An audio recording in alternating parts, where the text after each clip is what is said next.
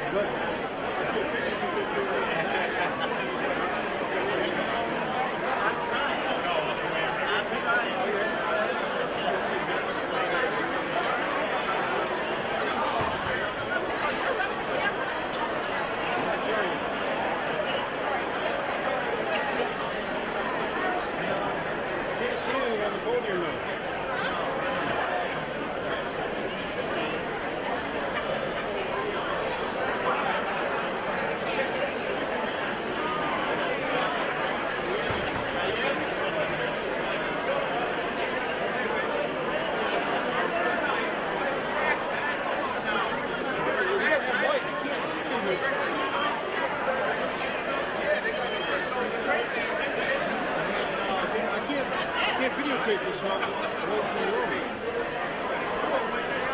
Don't put a limit to this, do you?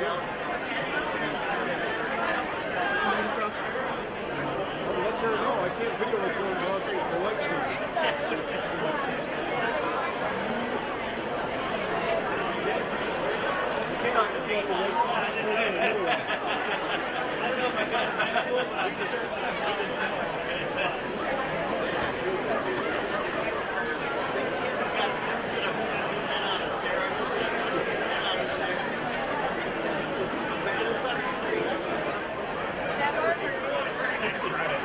If I get this row on too, I'll be okay.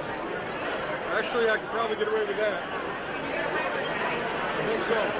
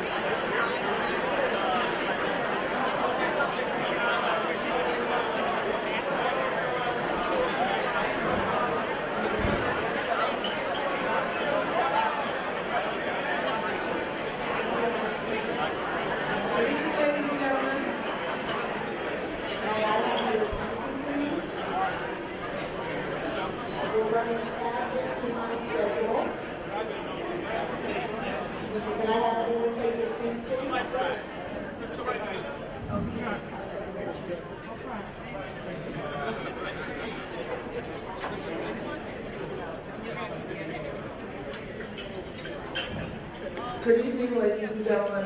We want to welcome you to the 40th dinner gala for the NAACP of Syracuse and Onondaga County.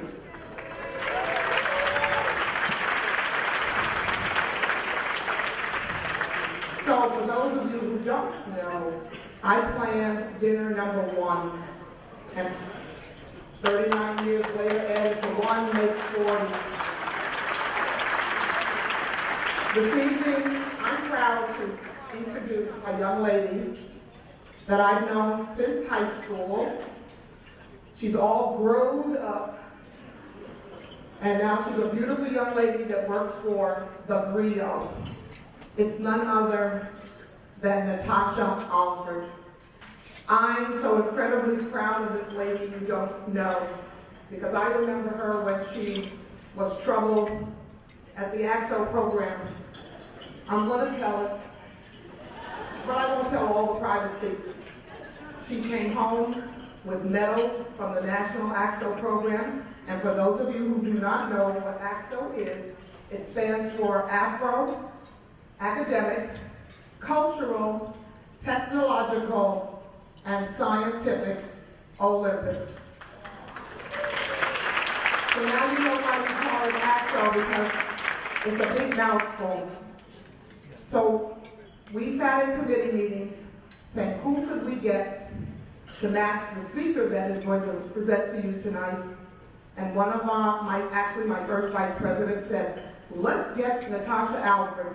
And I couldn't understand why I didn't come up with that name. So you'll have to forgive me. I just wasn't thinking. I'm getting older just like you are. So I bring to you none other than Natasha Alford, who will serve as our lady that's going to keep us on task, even though we're running a little bit behind time. But she's going to bring you a great evening. She's going to be a great, phenomenal MC. I bring to you none other than our MC for the night, Mistress of Ceremonies, Natasha Alford.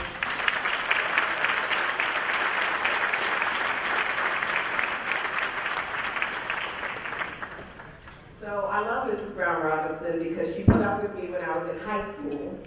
And anyone who teaches knows that period of time can be a little bit challenging. So you are a saint, but you are also an amazing organizer and a visionary. And so I ask all of us to give a round of applause to Mrs. Linda Brown Robinson for leading us. 40 years. I wasn't even born. I had to go in there. Typical millennial.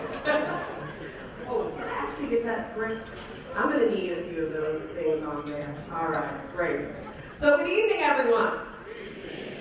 It is my honor to be with you this evening. My name is Natasha Alford, and before I say anything about what I do, I am a native of Syracuse, New York. Born and raised. My father grew up on the south side, on Garfield Avenue.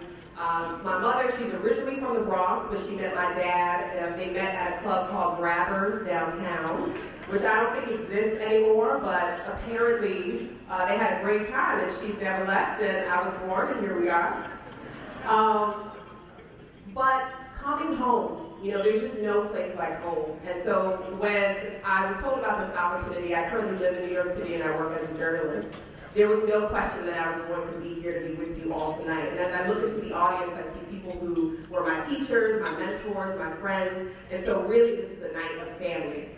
But one thing I want to say about tonight is that, you know, as a journalist, I travel the country covering issues that impact Black America.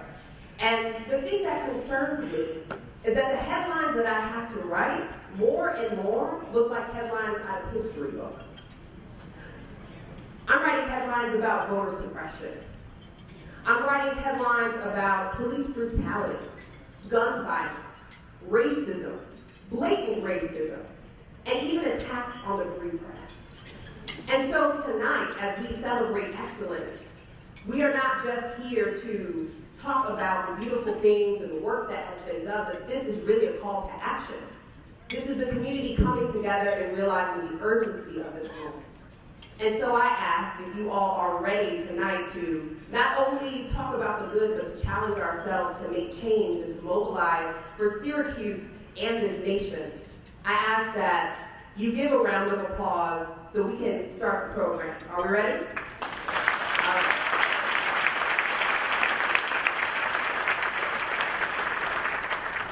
So to properly start us off this evening, I'm going to welcome Reverend Brian Gerald. He's president of the Interdenominational Ministerial Alliance, and he will present our invocation for the evening, followed by Ms. Sequoia Kemp and Ms. Alice Olin, who will perform, of course, the Black National Anthem.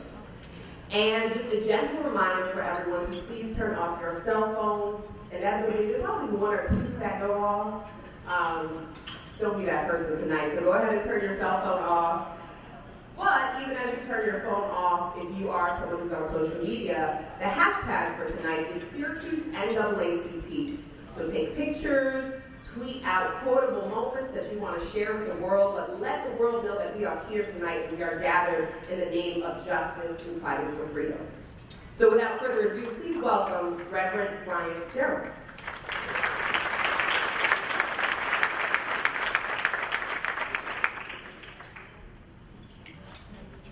Good evening. Let us pray. Eternal God, we give you thanks and we give you praise for this evening. We are gathered here to celebrate 40 years of excellence And God, we invite your spirit that you will bless this occasion. Bless us, dear God, that we hear what you prepared us to have on tonight. Bless our speaker that he will give us wisdom and knowledge and understanding, that we will be better servants of yours in the community and in our city and in our world. We give you thanks for this evening. We give you praise to your invited guests. And we say this in Jesus' name. Amen. Amen.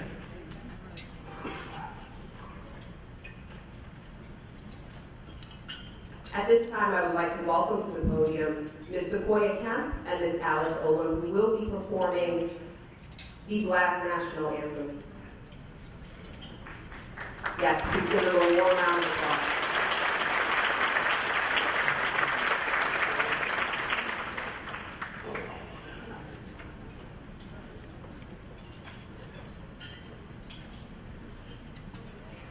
Will you rise for the Black National Anthem?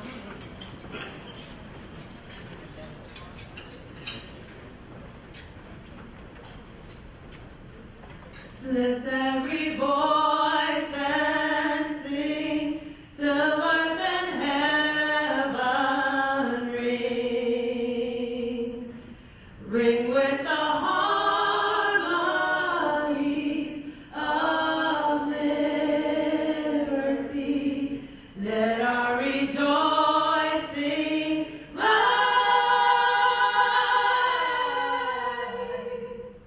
high as the listening skies. Let it resound loud as the rolling sea. Sing a song full of the faith that the dark past has taught us. Sing a song full of the hope that the present has brought us. Facing the rising sun of a new day begun. Let us march on till victory is won.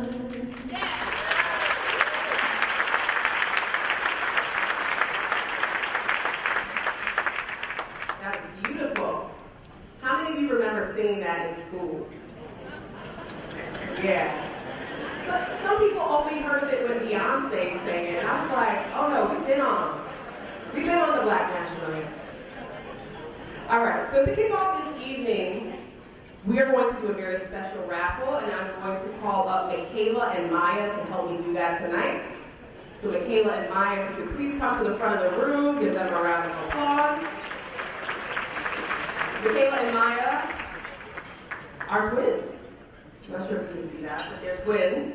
And they're students at Bishop Ludden Junior and Sierra High School, both incredible students. I heard that one of you is on honor roll. Somebody make honor roll. Give her a round of applause for that. And you should have a raffle bucket up here. I'm not sure if someone's going to be bringing that up to us. Anybody going to bring that our way? So we can pull the tickets. Okay, all right. Well, as somebody does that, I'm going to let you know what the raffle is for tonight. So we have 6 tickets and 3 parking passes to this summer's Mary J. Blige and Nas concert. So you can hang out with Auntie Mary and enjoy a little hip hop at the same time.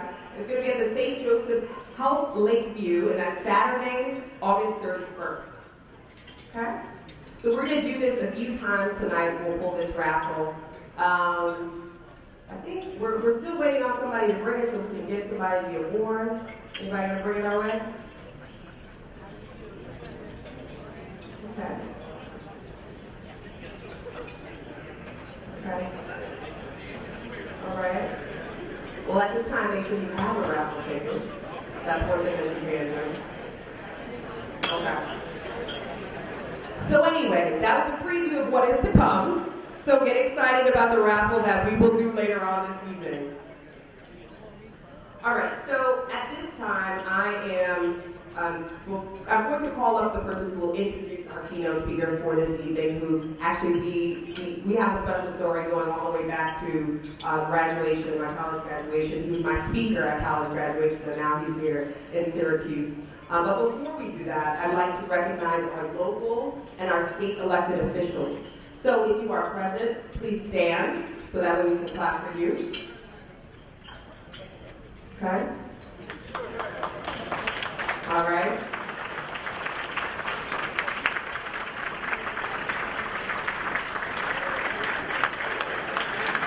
Okay, great. I knew someone was here. Thank you so much for being here tonight. To welcome our keynote speaker, I would like to introduce one of our very own. She is the chair of the NAACP Legal Redress Committee, and her name is Juanita Perez Williams. Please welcome her to the stage.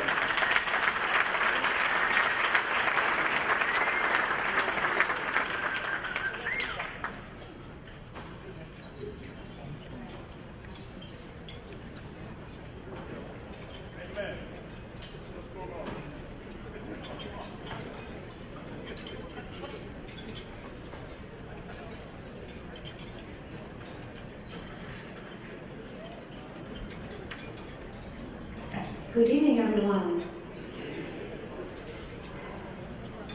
You look beautiful. I can't tell you how honored and privileged I feel to be up here in front of you tonight to introduce such a powerful, influential speaker of our time.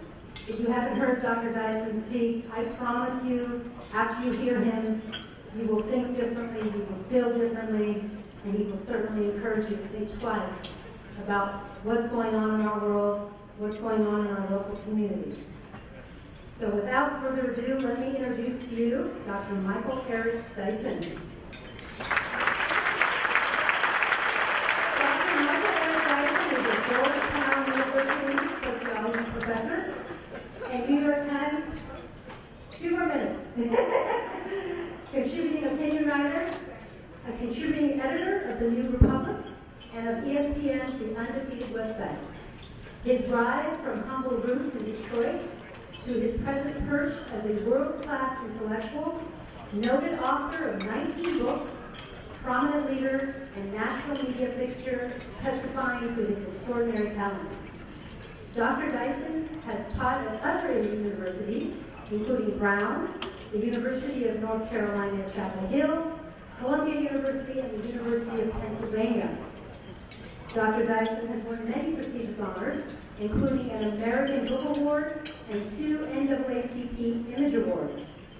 Ebony magazine cited Dr. Dyson as one of the 100 most influential African Americans and as one of the 150 most powerful blacks in the nation.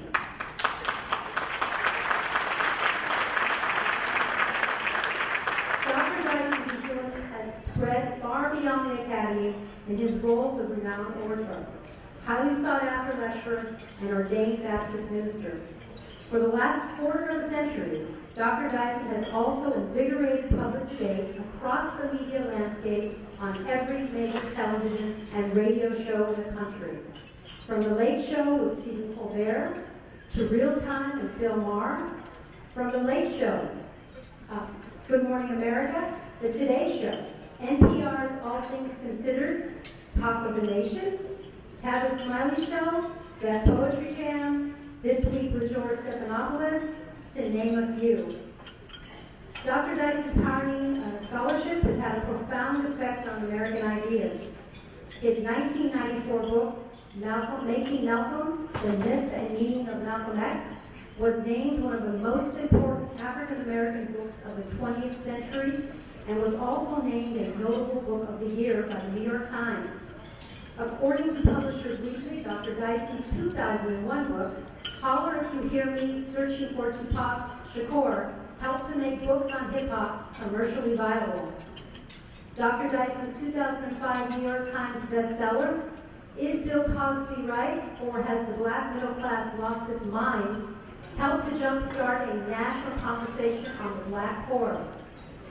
Dr. Dyson's book, the critically acclaimed New York Times bestseller, The Black Presidency, Barack Obama and the Politics of Race in America, has been described by the New York Times as an interpretive miracle. It was a finalist for the prestigious 2016 Kirkus Prize. Dr. Dyson's recent book, the widely praised New York Times bestseller, Tears We Cannot Stop, A Sermon to White America, has been described by the New York Times as one of the most frank and searing discussions on race, a deeply serious, urgent book which should take place in the tradition of James Baldwin's The Fire Next Time and Martin Luther King's Why We Can't Wait. Dr. Dyson's eloquent writing has inspired Vanity Fair magazine to describe him as one of the most graceful and lucid intellectuals writing on race and politics today.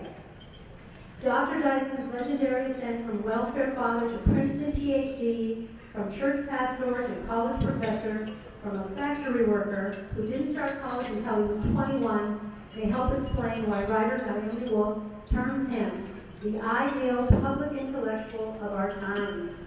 Please join me in welcoming our most distinguished guest, Dr. Michael Eric Dyson.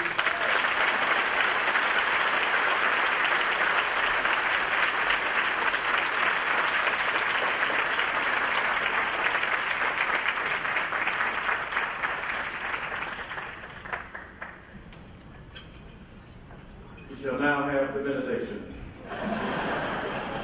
Thank you so much, Sister Joanie, for that very gracious introduction. What an honor it is to be here in Syracuse, sort of. I'm from Georgetown, you know what that is. With Tim Beheim here tonight, where you at? We you know, big orange, what?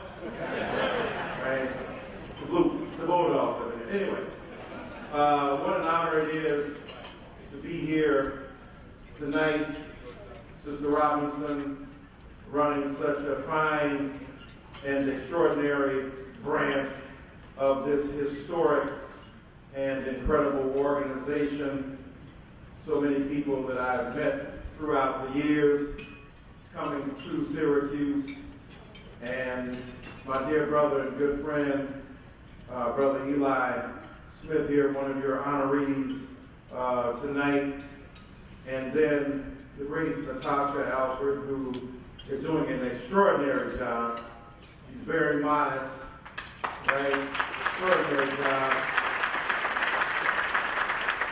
That little old college I spoke at when she graduated, some school up in Cambridge, Massachusetts. I went to Princeton, so I'm not sure the name of that school. I think it's Howard University.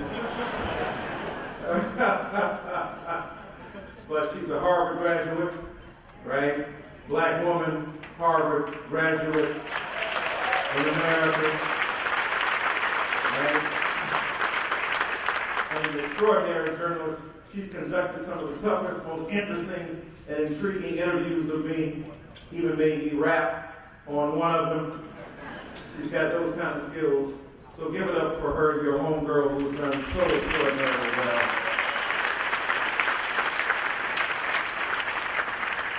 And again, Sister Robinson doing such an extraordinary job, thinking critically, acting strategically, and boldly and courageously leading this organization in the midst of difficult and perilous times for this nation. Give her another round of applause as well.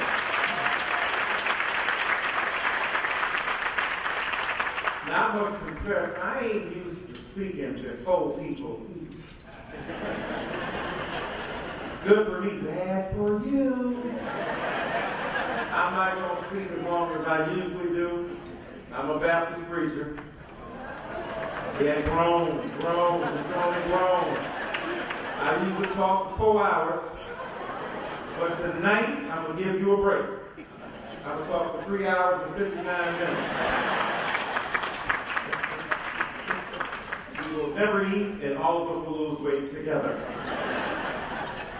But it is an honor. I'm not going to keep you long, because I know I don't want to divide you from your chicken or filet mignon, or whatever other delicacy is being served tonight.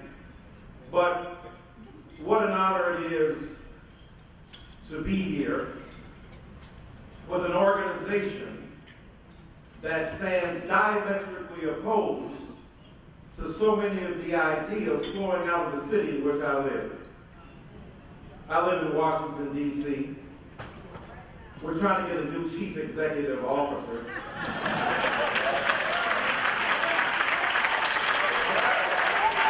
Oh, it's not kind of crowd up in here.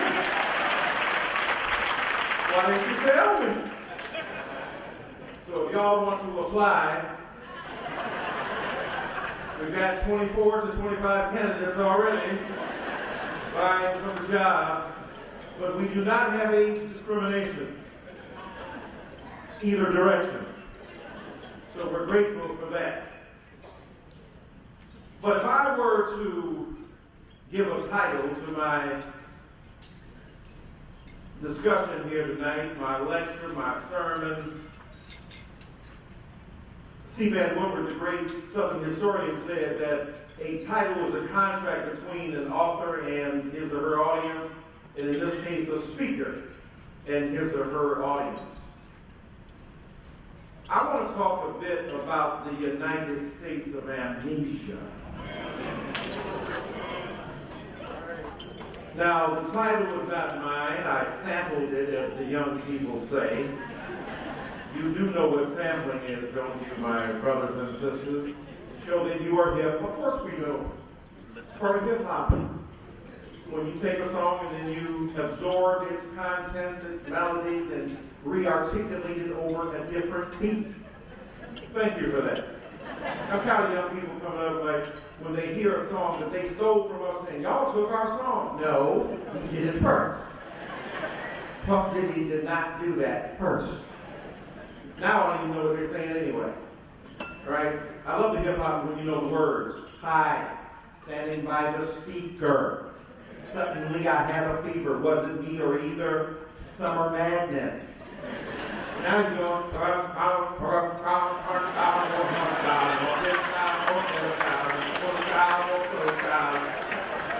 know what I'm saying?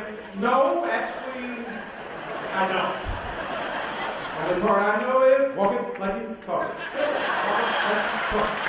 Walk it like you talk. That I get. This is just the introduction. I'm just EQing it. Any JC fans here? I'm going to throw nuggets like this all evening. Don't worry. If you don't get it, keep going. One that you know will come your way. I'll go from Bob Dylan to Nancy Sinatra. So, the title is sampled from Gore v. Dodd. And when we think about the United States of Amnesia, one of the interesting things about it is that we are at once caught between the whirlwinds of forgetfulness and, on the other hand, the obsession with a narrow vision and slice of history. The same people who tell women, African American Latinx people, that get over it, that was then, this is now, move forward, keep reenacting the Civil War every year. Keep telling us that a war that was lost, and y'all are from Syracuse and y'all used to being winners at some time. What's up, Mello? What's up, Mello?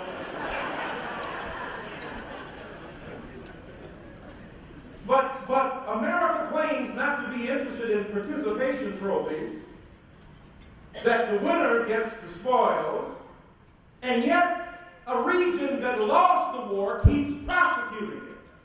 That would be like the Los Angeles Rams on the anniversary of losing to the New England Patriots, celebrating their Super Bowl appearance. But you lost. And so, my brothers and sisters, when we live in the United States of Amnesia, we live in an era where we have lost sense of the history that is critical to our civilization. On the one hand, we tell people not to go back to history. Jewish brothers and sisters in America who fought against the tide of fascism and neo-fascism that drove them to these shores, now see the prospect of fascism rising again A president who unleashes viciousness upon the American scene by saying, I can't tell the difference between people who are for fascism and those who are against it. It's pretty clear they say the Jews will not replace us. It's pretty clear they do not like African American people. It's pretty clear they do not like queer people. And now a bunch of old white men trying to tell women whether or not they can have babies.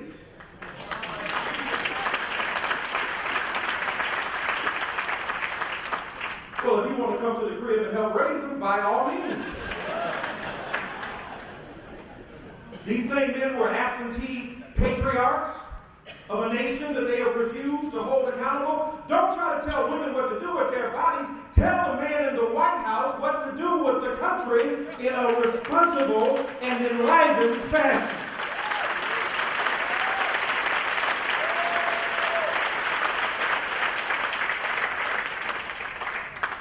And so, this amnesia that we live in blocks the currents of memory and has selective memory about where we are.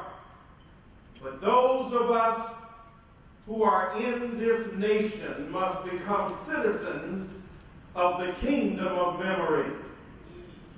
The reason folk don't want to remember is it, in one sense, holds people accountable to remember what they done did.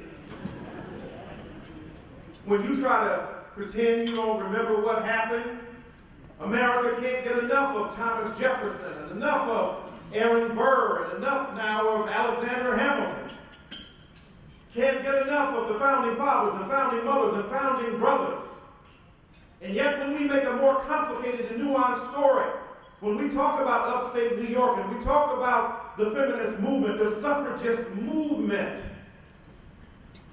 when we remember that in America, if you were not a land-owning white male whose property provided you access to citizenship, you were not seen as a full citizen, as a woman or as a person of color. These United States of amnesia suggest that democracy belongs to one and not the other. And yet, at our best, we must recall that this nation is for everybody. It is interesting, it seems to me, that in living in this great nation of ours, we must not allow the present caretakers to disrupt the powerful, edifying sense of democracy that has made this country what it is. And let's be real. We got a man in office now who basically stands up every morning to excrete the feces of his moral depravity into a nation he has turned into a psychic commodity.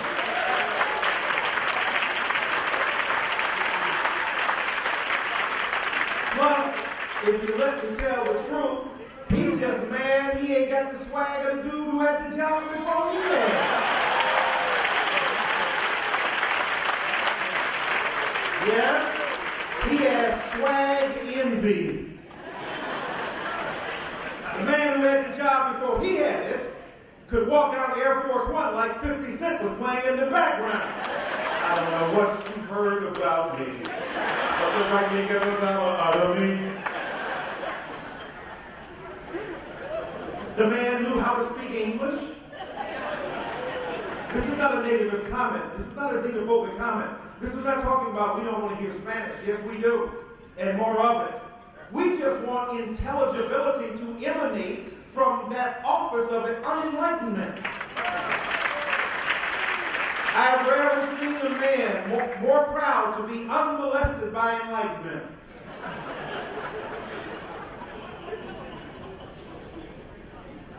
And here it is that he attacks the man who had the job before he did. You're not a real citizen.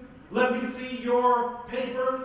As if he were a runaway enslaved African in America.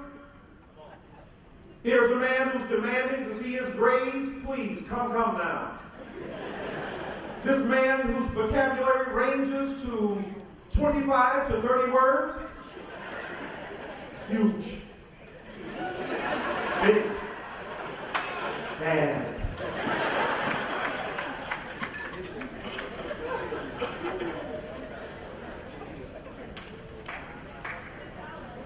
And the shame of it is, as we live in the United States of amnesia, the same folk who now praise him damn the man who had the job before him.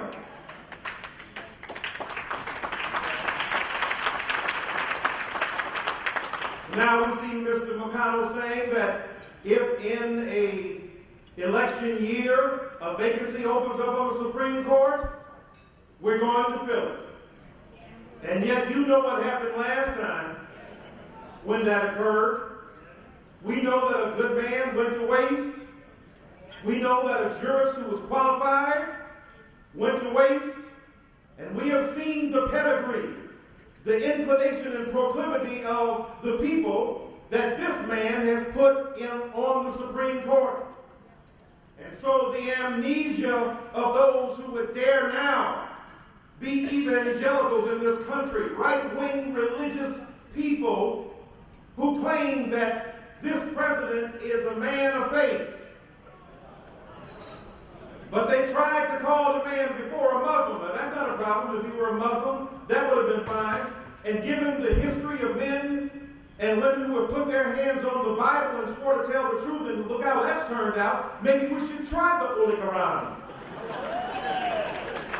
Maybe the Bhagavad Gita, maybe the Tao Te Ching, maybe the art of motorcycle maintenance. How about Black Panther? And so, my brothers and sisters living in the United States of amnesia, the theme song is supplied by Barbra Streisand. Any Barbra Streisand fans up in here? Some of y'all look old enough to remember her. The rest of y'all think it's Taylor Swift. Barbra Streisand sang the lyrics, "What's too painful to remember, we simply choose to forget." The reason we choose to forget is because those in office now want us to forget the mendacity, the viciousness, the inability to tell the truth, don't want us to realize and recognize that we had a perfectly sane human being in office before who's rational, and now we've got psychoanalytic insanity unleashed every day on this nation, passing for normality. Even conservative white people, Jiminy Cricket, what's going on?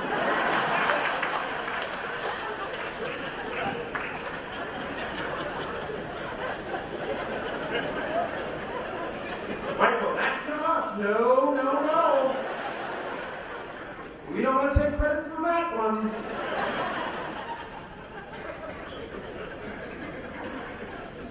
And yet for those who claim not to like him, he keeps rising in the polls. For those who claim that he's only supported by poor white people, miss out on the fact that people with money supported him too. That people in his administration are co-defendants in this huge lie. And then we can't even get the Attorney General of the United States of America to even just report the darn report like it was written. I ain't agreed with it, so I came up with something else. You wouldn't even allow your 5-year-old to do that.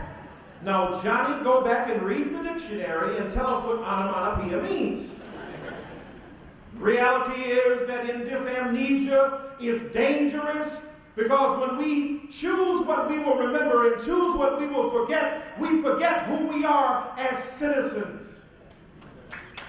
The reason that's important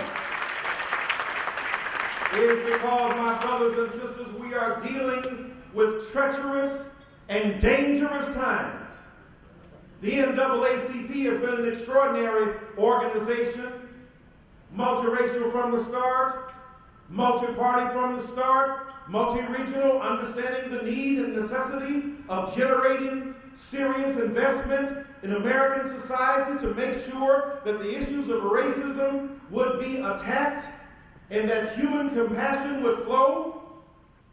And yet, part of the amnesia that we share makes people forget that their granddaddies and grandmamas used to think things that were deeply and profoundly problematic.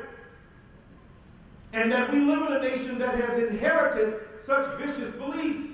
We wonder where these ideals come from. They come from the inability to tell the truth about the past, of the things we did and did not do.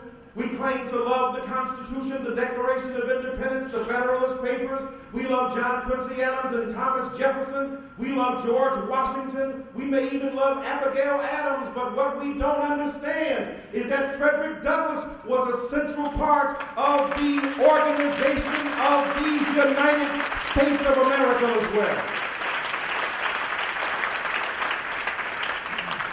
And so when we are in the United States of amnesia, we tend to forget some of the more colorful figures who have dotted the landscape of American identity.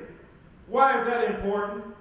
It's important to remember because if we are not careful, we will reduce America to what we see today. This nation is greater than the viciousness and nastiness we see.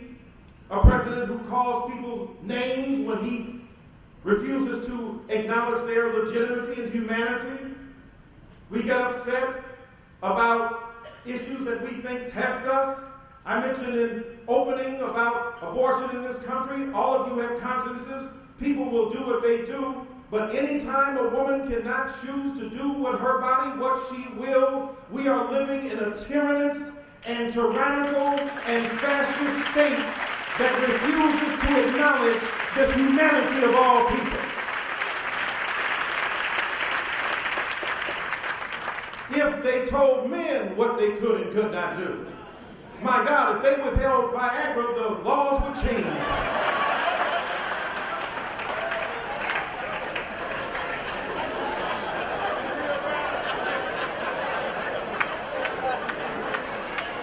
You'd see those old guys on the Senate floor. It is anti-American to take a blue pill. I watch The Matrix. I am in the zone.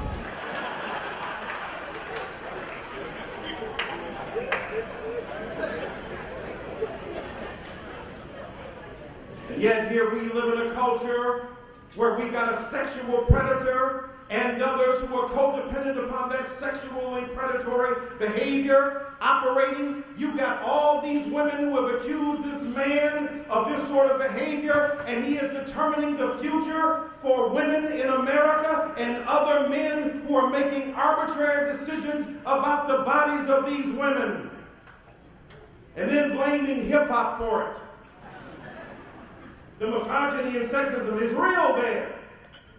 But even Biggie Smalls didn't believe in that. Some say the X makes the sex spectacular. Make me look you from your neck to your back, then tongue deliver and chills up that spine, that behind is mine. But if it's all right with you, we will love. That's affirmative consent, my brothers and sisters. That's asking for permission. And if you're a real man, you ain't got to grab it, call it. Summons it with the integrity of your personality, with the depth of your compassion and humanity. Call it to yourself with grace and eloquence.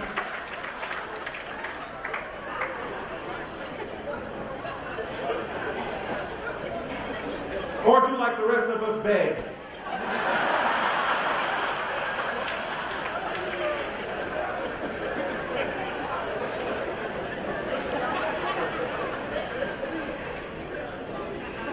This amnesia we are involved in is problematic because it keeps us from understanding the complicated history from which we have emerged so that we can speak to the situation that we exist in today.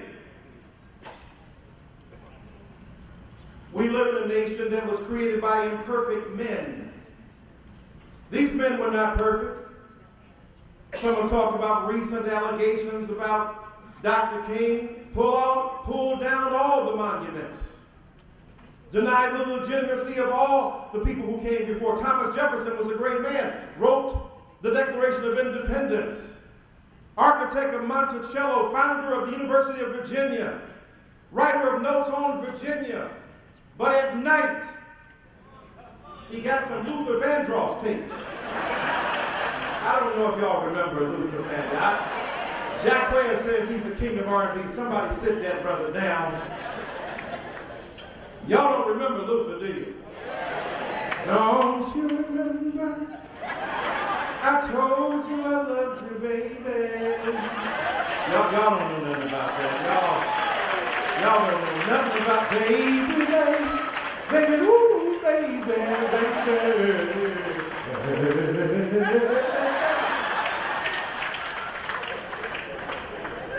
Thomas Jefferson turned on Luther, and he engaged in some of the most ridiculous and, if you will, questionable practices that were predicated upon a renunciation of the humanity of the other and the demonization of the people that he owned, and a 14-year-old girl with whom he fathered many children. Now, why was it difficult for our white brothers and sisters to believe that this could occur? This is what happened all the time. This wasn't no exception to the rule. Rape culture is the basis of American sexual practice for the last 200 years. Except there was no Me Too movement to rescue Sally Hemings. There was no Me Too movement to rescue Sojourner Truth or Harriet Tubman. There was no Me Too movement to rescue Harriet Jacobs. There was no Me Too movement to rescue black women who were victimized by the rape culture of founding fathers.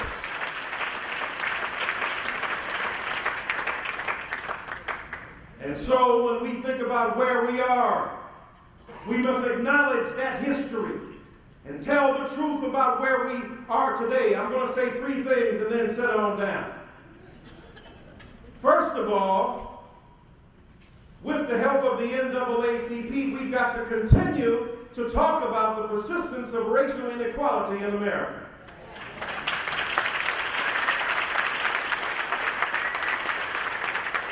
That means that all of us got to talk about race. That can't be no black people thing. We think race, we think, well, that's African American people, let them do it. That's Latinx people, let them do it. No, race is an American problem. That means we need more willing white brothers and sisters to tell the truth about what's going on in this nation.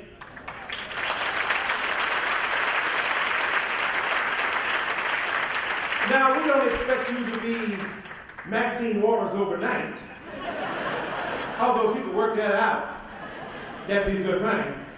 We don't expect you, of course, to be, I love her too.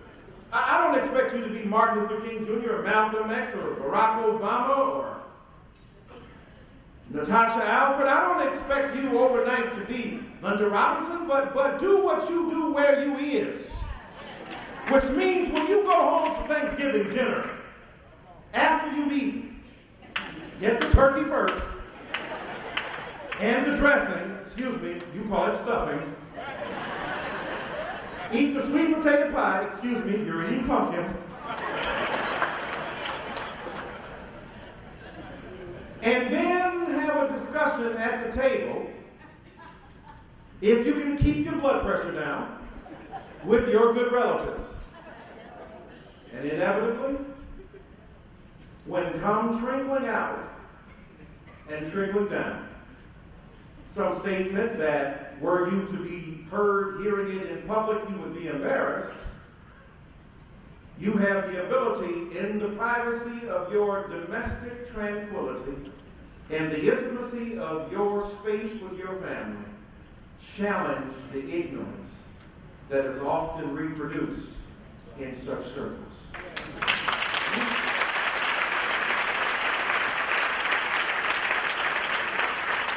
It takes courage, white brothers and sisters, and given the times in which we live, we need you more than ever.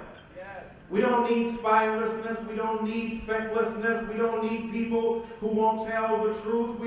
This is not the time to back down, because what we're confronting in this country is a threat to the future of our democratic and our seriously organized society. We need every hand on deck.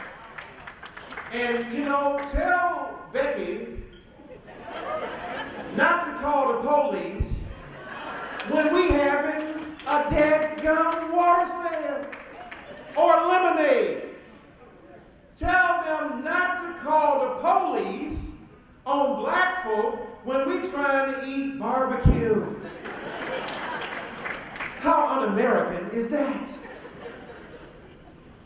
When we go to Starbucks, we just want the same thing you want. Chai latte, some hot chocolate, slice of pound cake, and some water on the side. Why is it that people doing the same thing other people do seem to cause suspicion?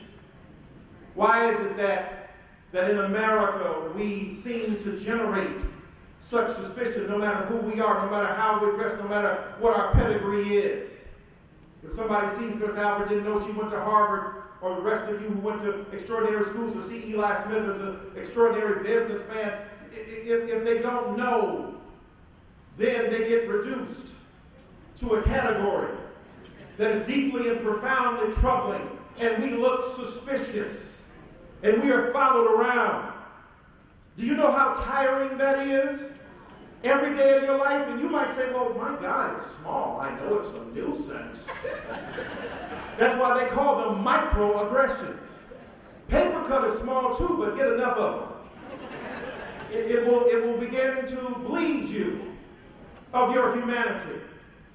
And these little small paper cuts on the psyche begin to accumulate to the degree they begin to infuriate those who are the recipients of them and demonizes us in a very extraordinary fashion.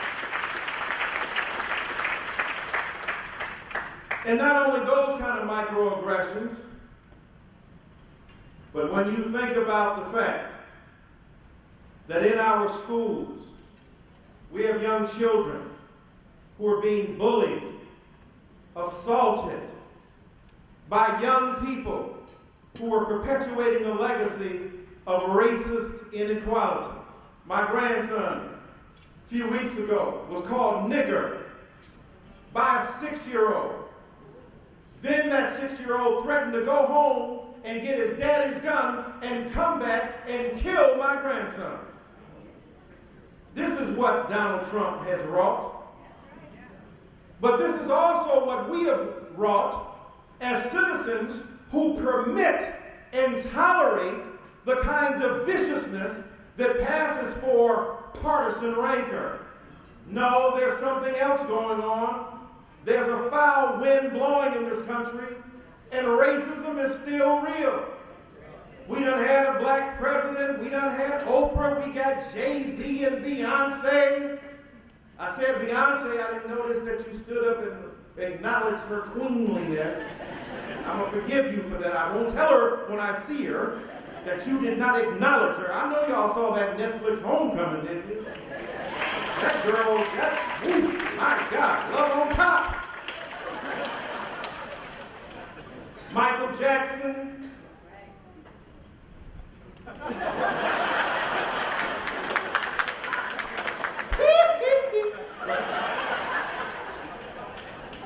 We ain't perfect. We got all kind of black people doing all kind of things, and yet America still is indebted to a vicious history and legacy of white supremacy, social inequality, and economic injustice. And the NAACP hears complaint after complaint after complaint about what is going on in our schools and our jobs. And so many people, before I go to my next point, so many people think that they pulled themselves up by their bootstraps. Why can't you people do it the way we did? Well, we can't really steal, kill, murder, destroy, and then create a legacy of inequality over the last 200 years that absorbed people and appropriated them and then made you look clean. Kind of tough. Really don't want to do it. Isn't that something? The man in the White House now said he's a self-made man. If I had a $400 million loan, like you got from Daddy, I could have been a contender too. Right? And so, why is it that the white middle class, which was created by the GI Bill, that organized the logic of civic democracy and opened the doors of opportunity for returning soldiers in World War II, most of whom were not people of color. And so you had men and some women coming back home. What did you get? Points on a test to get into school, money down to buy a house, and a hookup for a job. That's all we're talking about. That's affirmative action. Education, employment, right? And access to resources like homes. There are people who are recipients of the largesse of America now turn their backs and dog those who are left behind. You and I must invest in America once again to make sure that the vicious prospect of white supremacy and anti-blackness is done away with, anti-Latino identity done away with. Mad at immigrants, this is a nation of immigrants.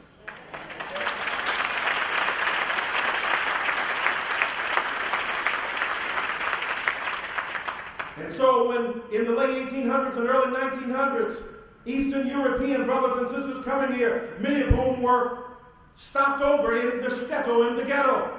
Jews, Poles, Italians, Irish. The ghetto was Irish, Italian, and Jewish. And what did America do?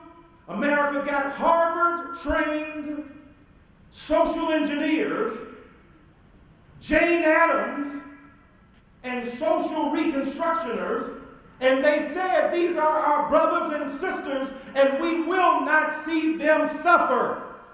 What were they doing? They were committing white-on-white crime. You don't even hear about that.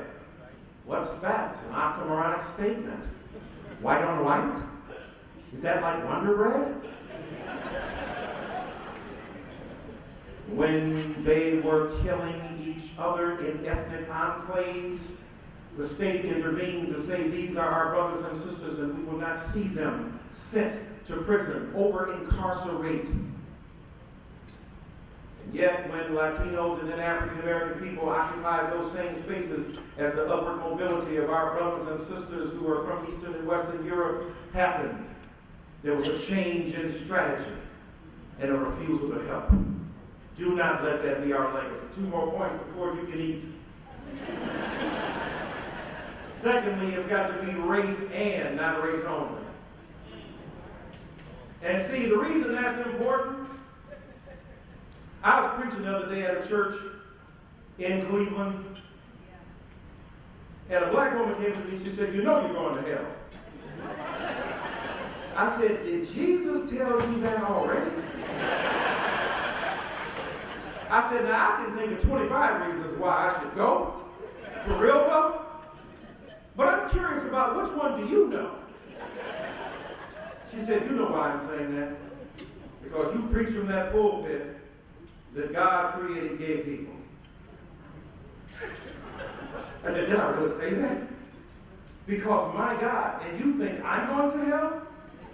And you're a polytheist, obviously. Because you think there's a God for straight people, and there's a God for gay people. But is there a God for Republicans and Democrats? Yeah, that's, well, okay. Got a point there. I said, ma'am, I come from a tradition of people who have been victimized by racial oppression. Why would I turn around and demonize gay, lesbian, transgender, bisexual, and trans people in America? Now I said, you can't be black and use the same playbook of white supremacy to demonize everybody else. Right? I'm almost done. You can't turn into no sexual redneck. And I said, I ain't never been to a black church that turns down gay tithes.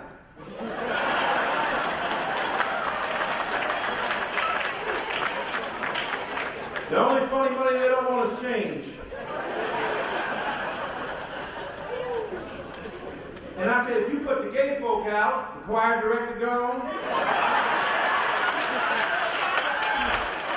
half the choir out, usher board ain't stepping, and quiet as it kept, you might not have no preaching.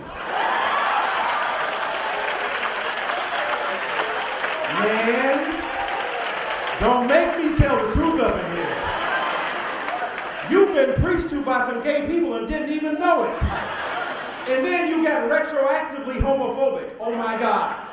Had I known you were gay, I would have never received that fellowship that allowed me to finish college and become the person I am today. I'm almost done. You can't be trying to be against gay and lesbian and transgender people. And I'll tell you what, the woman told me, she said, you know that's a choice. I didn't choose to be black, they chose to be gay. I said, is that how it works? I said, nope, number one, some black people have opted out of the plan. I ain't gonna name no names, Clarence. What? Clarence Carter is one of my favorite singers. That's all I was saying. I'm not gonna name no names, Ben. I mean, been there, done black. That's all I'm saying. Been gay, I need it as I get older. I said, but secondly, ma'am, let's look at the logic. And then I got one more point. If you choose to be gay, that means you gotta choose to be straight. So tell me what age you chose to be straight. You went to your mom at 13, look. I've been looking at the options. I'm gonna have to ride up to heterosexuals, because they got a better insurance plan than retired men. Let me tell you why it's not a choice. Say you're a white senator from Iowa, and you are against gay marriage. You married to a woman, you got several children, you stand out openly and stand up for family values, but then you go to the men's washroom and you sit down and you touch the toe of your neighbor as a signal that you're available for the possibility of erotic reciprocity. There's kids in here, you know what I'm saying. Now, I've done the same thing, but I was just looking for some toilet paper. I had run out, and I had no idea that that was the bat signal. No, sir, thanks. I'm good.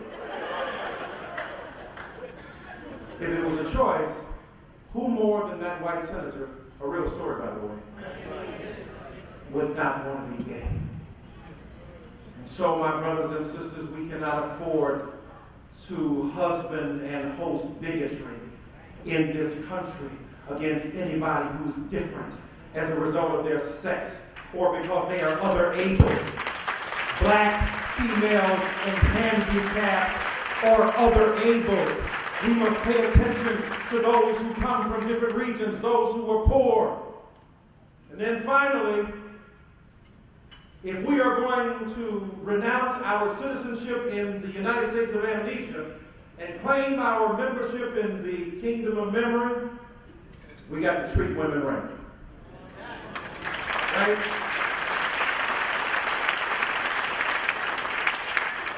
Now I know that we live in a nation where women have done and continue to do so much.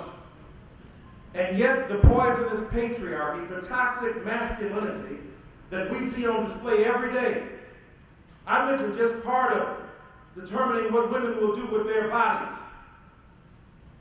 making it only possible for rich women to have planned parenthood and the intervention of medical professionals to make certain that their bodies are watched over with appropriate care.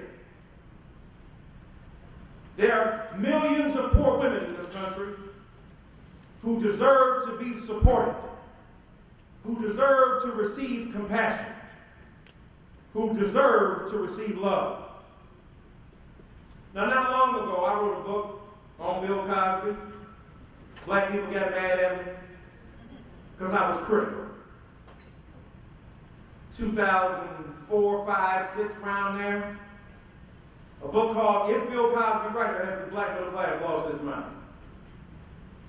People might want to pull a brother down. I ain't trying to pull a brother down. I'm just saying he's going around the country beating up on poor black people.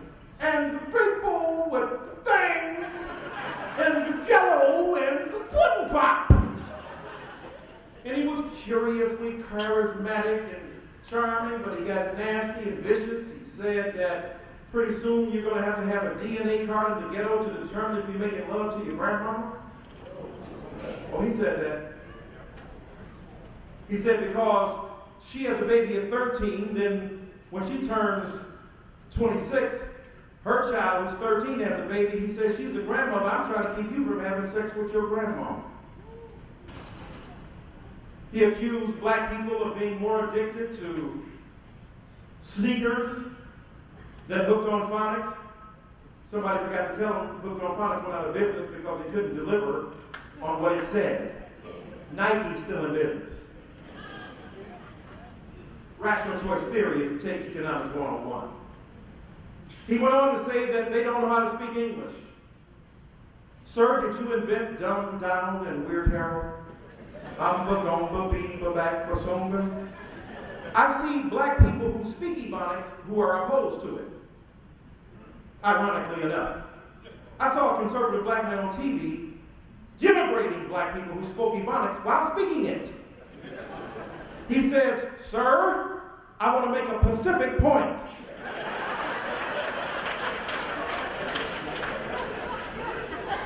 I'm about to sit down. A Pacific point, as opposed to an Atlantic point. Bill Cosby demonized poor black women. My Bible tells me, be careful about the grave you dig for somebody else. He said they named their kids Shaliqua, Taliqua, Muhammad, and all that crap, and they're all in jail. Shaquille O'Neal ain't in jail. Keyshawn Johnson ain't in jail. That's an unusual name. Oprah. Who you know named Oprah besides? That's an unusual name. Right? Condoleezza? No disrespect to the Secretary of State. But who do you know Condoleezza? Her mother, highly intelligent and musician, as is Dr. Rice, was a musician, so she said Condocheza, sweet music, but I can't call her Condocheza. I have to anglicize it and call her Condoleezza. Now we got kids named other things. Black people have always named their kids after stuff they want and can't have. What's your name, Mercedes?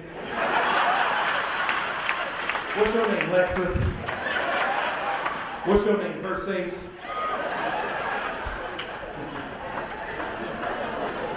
What's your name, Good Loving? I'm done. But the measure of the maturity of a civilization is its equitable and fair treatment of its women. And so as I take my seat in my day, and I didn't want to be the guy who grew up to say in my day, but in my day, we didn't broadcast the bigotry, the misogyny, the sexism, and the hatred of women that coursed through the poisonous veins of patriarchy and masculinity. We still had them, but we weren't proud of them the way some of us are now. Jay-Z says, I can't see those tears coming down my eye. We don't cry, so I'll make the song cry. We cried right with the song. Sunshine, blue skies, please go away. My girl's found another and gone away. With her went my future. My life is filled with gloom, so day after day, I stay locked up in my room. I know to you, it might sound strange, but come on, people. Show these young people we have songs too, right? And so, when I think about it, we didn't mind women doing stuff to us, making us lose our minds. Have you seen her? Tell me, have you? I see her face as the cold wind blows on the street, even at the picture show. That ain't even the movie. That's the projection against the barn on the side. Have you seen her? And then we got philosophical. Why, oh why, did she have to leave and go away? And when they sang, we can understand every word. Oh, I've been used. And then the girl made us see things. Today I saw somebody who looked just like you. She walked like, guess what? I thought it was you. Well, wait a minute. As she turned the corner, Shanae! Shanae! Oh, I'm sorry, my bad. I thought that was you. But you know what? You still kind of fine. Let me get that mad. Now what are they singing? You remind me of my Jeep. Okay, let's upgrade it a little bit. Trey Songz, I love him. He said, you gonna think I invented sex? Not really. I think Barry White already did that. Not sure you young people know who Barry White is. Right? Playing your game, baby. I think Marvin Gaye had something to do with it. Some of you were born on Marvin Gaye, and some of you conceived your children listening to him. I don't see nothing wrong with you. Giving yourself to me can never be wrong if the Spirit moves you. That black man brought the Holy Ghost up in the bedroom. I'm gonna sit on that, but then Teddy Pendergrass showed up. He started off smooth like Obama, closed the door. But he ended up like Shark and cut him off. We must support and be proud of strong women in America. And when we support strong women, look, Harriet Tubman wasn't no weak woman. She didn't go, excuse me, there's a little thing called the Underground Railroad, let's get along. She said, no, be here tonight at 8:30. And when some of them showed up, they said, Miss Tubman, we was gonna go, but we done changed our minds. But we ain't gonna tell nobody. Oh, she said, I know you won't. She had a Bible in one hand. You know that pistol she had in the other. And then she had to cold cut some of those Negroes on the way. Don't call it a comeback. I've been here for years. Mama said, and she had to knock them out. And when they woke up, where I is, Negro, you are free. Black women have drugged them to freedom, and they will still do it today. Please.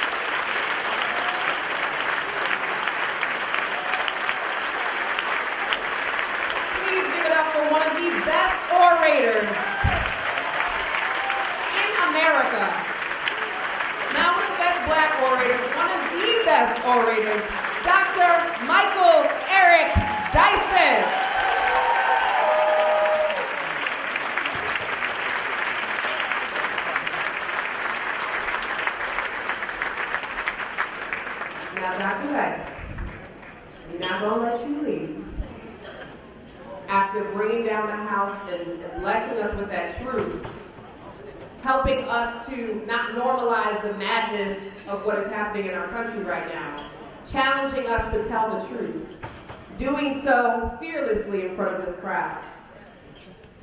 We thank you. We send you off with blessings to your next endeavor, because I know you're working on a book. Make sure you get one of his many books, best-selling books. But again, we thank you for your truth, your courage, and your honesty today. Dr. Michael Eric Dyson.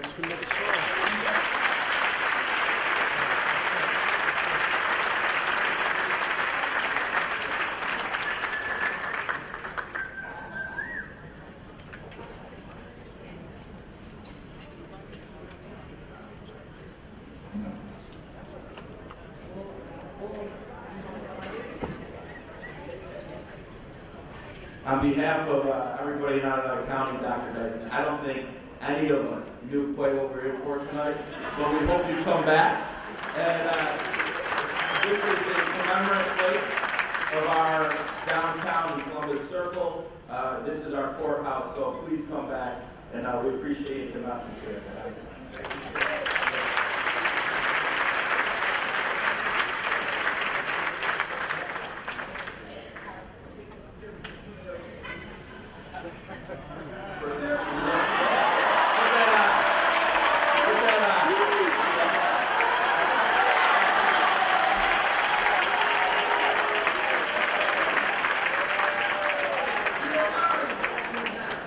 And thank you for the hidden president of medical marijuana down here.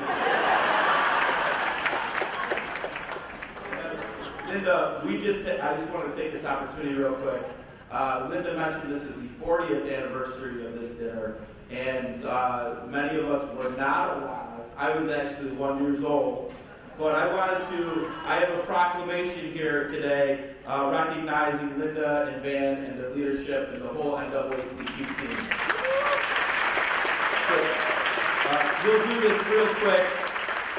Whereas the Freedom Fund Gala is an annual fundraiser for the Syracuse Onondaga chapter of the NAACP that provides support for the many initiatives and programs that the organization provides. And whereas the first NAACP Freedom Fund Gala was organized by Linda and Van Robinson in 1969. All right, yeah. And whereas Van and Linda Robinson have been champions of civil rights and have been involved in the civil rights movement on a local, state, and national level. And whereas the NAACP Freedom Fund Gala honors those in the greater Syracuse area for their work in the protection and advancement of the rights for minority communities. And whereas it is the leadership of Linda and Van Robinson that helped turn the Freedom Fund Gala into a premier event for our community. And whereas the theme of the 40th anniversary Freedom Fund Gala is Bridging the Gap, we rise together, recognizing that as a community, we are all in this together. Now therefore, I, J. Ryan McMahon II, County Executive of the County of Onondaga, do hereby proclaim the 31st day of May 2019 to be Freedom Fund Day in Onondaga County. So.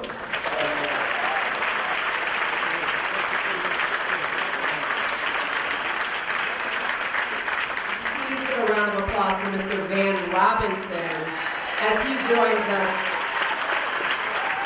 Thank you for being acknowledged. There's no way we can have this moment without you, Mr. Robinson. Thank you for everything.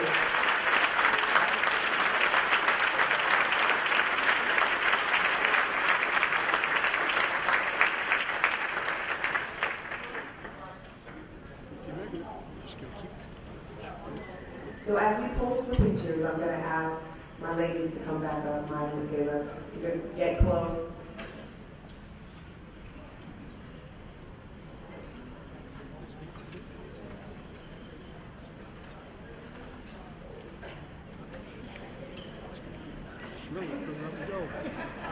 If we can grab a picture, please.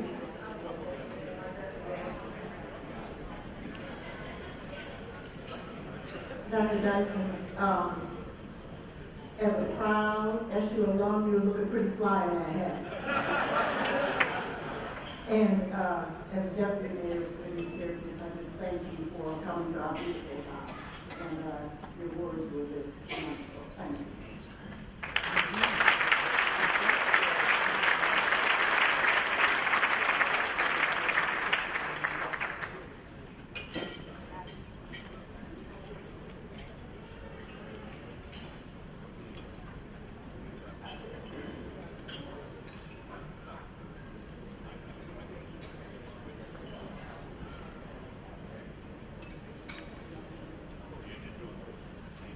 Okay, Dr. Dyson has a couple more words for us.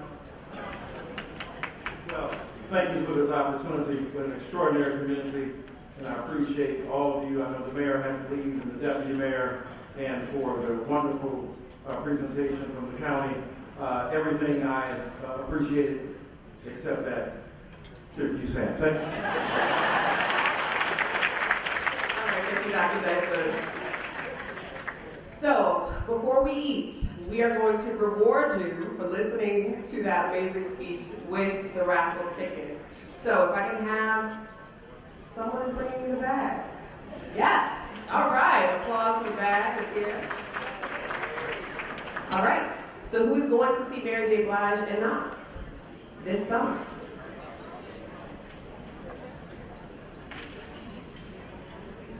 Can I have a little drum roll, please? A little excitement. A little drum roll. Number 270272. We got Bingo to the right. 270272. If that's you, go ahead and wave your hand so we can see. Okay. All right, I'm going to pull the next ticket.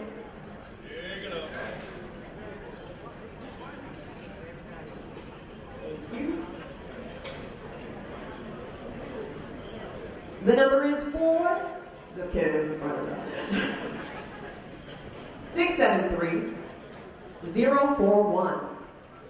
Our winner is 673041. Are you in the house?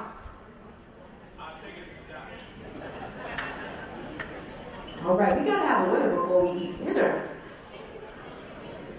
673041. All right, let's keep it going until we get a winner. Oh, is it? No, I'll let the ladies pick. All right. We'll drum roll on this one. 270273. Check your tickets. 270273. We waiting on y'all so we can eat. All right, we're gonna give this one last try and then it's time for dinner.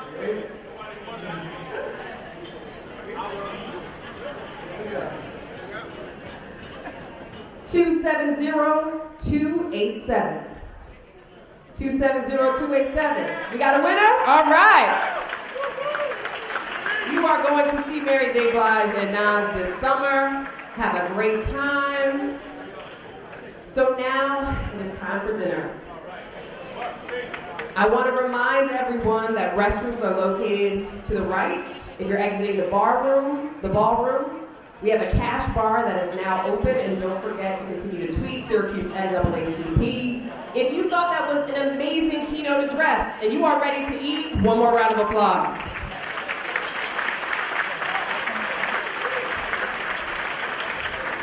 Now, don't be mad at me. This is a part of the program, but we are going to bless the food. So, Pastor Eure, joining us? Okay, here we go. Thank you so much, Pastor Eure, for joining us. Let's bless this food, and then we will eat dinner. Thank you. Good evening, everyone. At this time, I'm going to have you stand.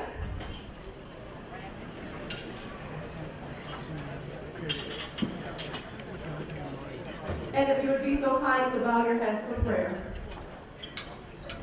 Most gracious Father, we thank you so much for this opportunity to stand before your presence, to give thanks for this food that we are about to receive. Thank you for the hands that has prepared it. We pray that you would purify it and cleanse it for the nourishment of our bodies. We give you all thanks, and we give you all thanksgiving for all things you've done in our lives. In Jesus' name we pray. Amen. Amen. You may be seated. Dinner is now started.